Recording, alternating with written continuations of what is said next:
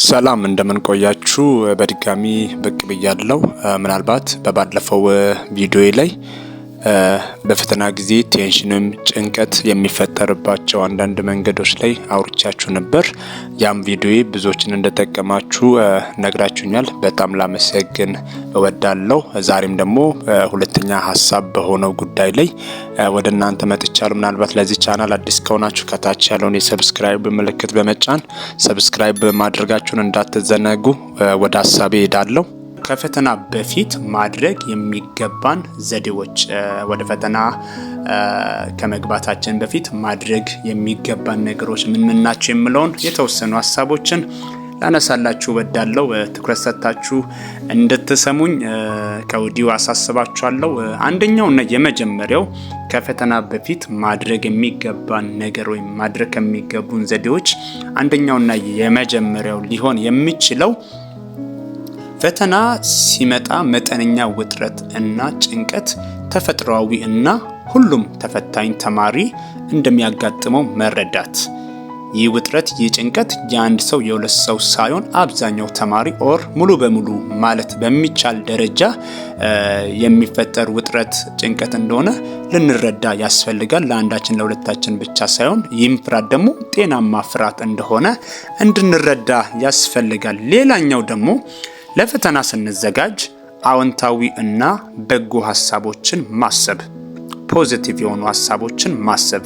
ይህ ማለት ስለ ፈተናው ክብደት እና አስከፊነት ከማሰብ በተቃራኒ በአይነ ህሊናችን ወይም በአይምሯችን ዘና ብለን ስንፈተን እና ፈተናውን በተገቢ መንገድ ስንፈተን በአይምሯችን ከዚህ ቀደም በክፍል ውስጥ በተለያየ ቦታ የተፈተናቸውን ፈተናዎች በብቃት ያሳለፍናቸውን ውጤቶች ማሰብ፣ ያገኘናቸውን ጥሩ ውጤቶች ማሰብ አስፈላጊነት አለው።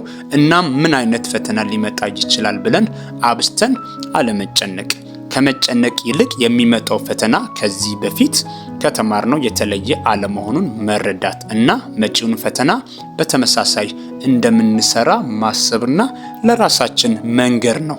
ሌላኛው ሀሳብ ደግሞ ፈተና ማለት ከዚህ ቀደም ከተማርነው ወይም ከተረዳነው ነገር የቀሰምነውን ዕውቀት የምንለካበት መመዘኛ እንጂ የኛ ህይወት ምዕራፍ ማብቂያ ወይም አጠቃላይ ችሎታችንን የሚለካበት አይደለም። ይህን በጣም ትኩረት ሰጥታችሁ እንድትሰሙ ፈልጋለሁ። አንድ ሰው በፈተና ላይ ኔጌቲቭ ውጤት ሲያመጣ አይምሮ ላይ ብዙ ኔጌቲቭ ነገሮች ሊመጡ ይችላሉ።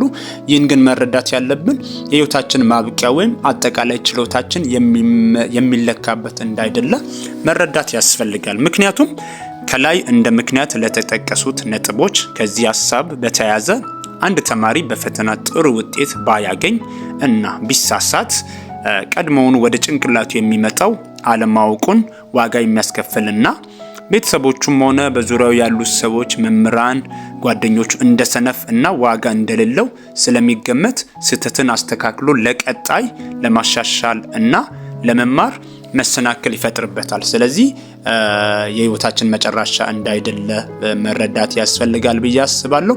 ሌላኛው ደግሞ ስለዚህ ማወቅ ያለብን አንድ ነገር ቢኖር መሳሳትን አለመፍራት እና ሁሌም ለማወቅ እና ራስን ለማሻሻል ዝግጁ መሆንን ነው። እንዲሁም አሁን የምንፈተነው ፈተና እንዳሰብነው እንኳን ውጤቱ ባይስተካከል ውጤቱ ባያስደስት ለቀጣይ ማስተካከልና ማሻሻል እንደምንችል ማመን ይኖርብናል። ሌላኛው ሀሳብ ደግሞ ከጓደኞቻችን ጋር ያጠናነውን ነገር በጋራ ሆነን መጠያየቅ እና እርስ በርሳችን ሽት መስራት ሊሆን ይችላል። የተለያዩ ነገሮችን ሼር መደራረግ ሊሆን ይችላል።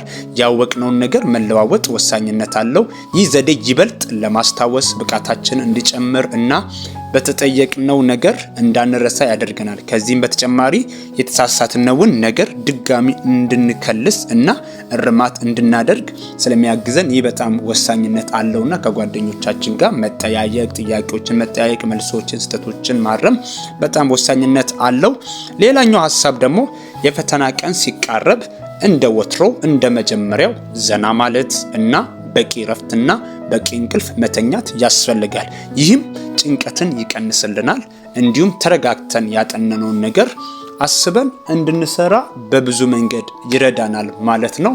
ምናልባት በተጨማሪ በሾኔ፣ በወላይታ ሶዶ፣ በቦዲቲ፣ በአላባ፣ በዱራሜ፣ በሽንሽቾና በውሳና ዙሪያ ያላችሁ የትምህርት ቤት አስተዳደሮች ከፈተና ጋር በተያያዘ ለተማሪዎቻችሁ የስነ ልቦና ባለሙያ ወይም ካውንስሊንግ ባለሙያ የምትፈልጉ ከሆነ እኛን ልታናግሩን ትችላላችሁ የሚለውን ሀሳብ አስቀምጥላችኋለሁ።